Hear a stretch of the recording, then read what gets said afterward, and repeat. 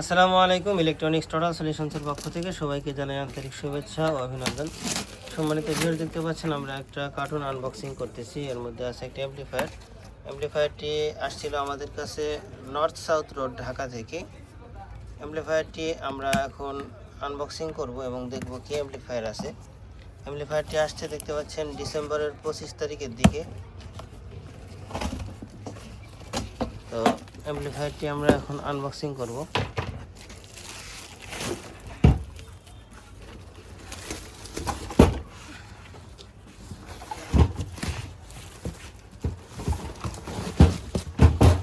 বন্ধুরা, দেখতে পাচ্ছেন অ্যাম্পলিফায়ারটি আমরা আনবক্স করে নিলাম এবং অ্যাম্পলিফায়ারটি care decorator and sound system, কিশোরগঞ্জের ভাই।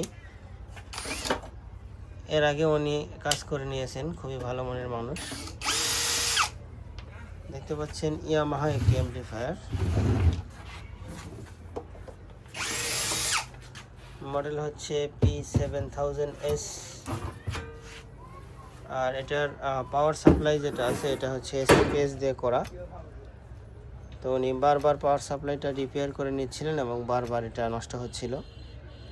তো লাস্টে আমাদের কাছে পাঠাইছেন, দেখি আমরা কত দূর কী করতে পারি।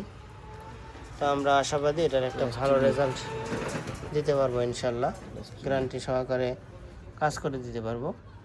আর অ্যাম্পলিফায়ারটি কী ক্লাসের এটা আপনারা যারা বুঝেন তারা কমেন্ট বক্সে জানাবেন। তো দেখি অ্যাম্পলিফায়ারটি এখন আমরা সরাসরি সংযোগ করব বিদ্যুতের সঙ্গে। আমরা প্রত্যেকটি কাজই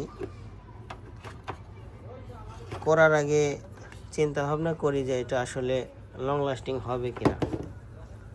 যদি সেটা লং লাস্টিং হয় তারপরে আমরা সে কাজটা কমপ্লিট করি এবং কাস্টমারকে হ্যান্ড ওভার করি।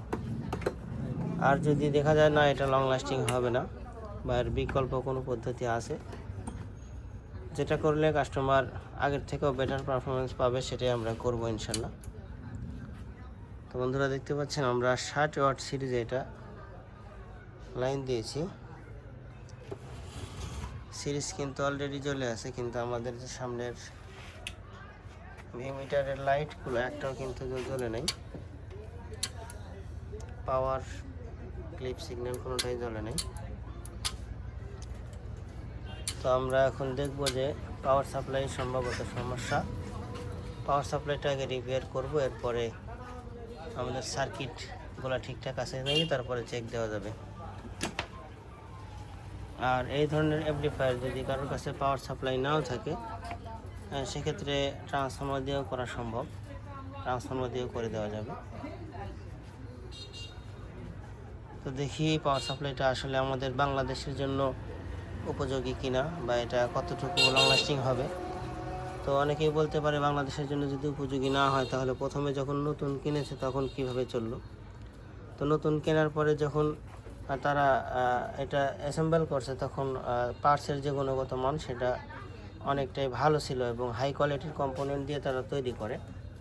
তো যখন প্রথম যে অরিজিনাল যে কম্পোনেন্টগুলো যখন নষ্ট হয়ে যায় তখন আমাদের বাংলাদেশে তো অবস্থা আপনারা জানেনই, হাই কোয়ালিটির কম্পোনেন্ট পাওয়া খুবই টাফ ব্যাপার। যার কারণে অনেকেই সার্ভিসিংয়ে ভালো রেজাল্ট আনতে পারেন না বা পারি না এই হাই কোয়ালিটি কম্পোনেন্টের কারণে।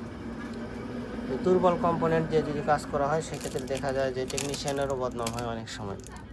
তো সবাই সর্বোচ্চ মানের কম্পোনেন্ট ব্যবহার করে কাজ করব, ইনশাল্লাহ ভালো রেজাল্ট পাবো। তো এখন আমরা অ্যাম্পলিফায়ারটি পাওয়ার সাপ্লাই খুলে নেব, এরপরে কোথায় থেকে কী সমস্যা আপনাদেরকে দেখাবো, সঙ্গে থাকবেন।